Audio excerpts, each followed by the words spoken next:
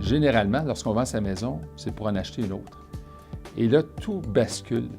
On appelle ça évidemment des soucis en bascule. Donc, les gens vont se ramasser à ne pas pouvoir acheter l'autre propriété, être en défaut vis-à-vis le vendeur d'une autre maison ou d'un autre condo.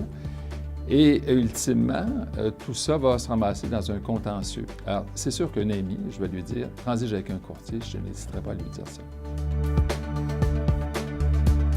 Bien, une des plus grandes protections qu'un courtier offre à des consommateurs, c'est d'être tenu à des obligations déontologiques. Il doit agir avec une certaine impartialité vis-à-vis des parties. Il doit s'assurer d'un équilibre. Et surtout, cette déontologie est encadrée par un organisme qui s'appelle l'Organisme d'autoréglementation du courtage immobilier, qui s'assure que leurs membres respectent un code de déontologie. Alors, c'est certainement une protection importante pour les consommateurs en cette matière. Au-delà de ça, les courtiers ont une obligation de prendre une assurance responsabilité civile si jamais ils commettent une faute dans une transaction. Donc, il y a quelqu'un de solvable. On a une sécurité qui est offerte par la présence du courtier dans une transaction.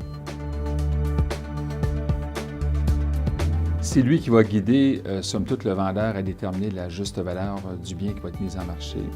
C'est lui également qui va préparer toute la documentation requise. On parle, somme toute, de la déclaration du vendeur.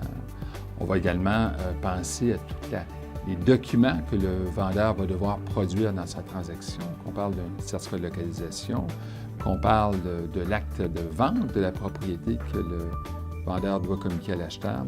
Alors, il va s'assurer que toute la documentation est en place pour assurer une transaction adéquate.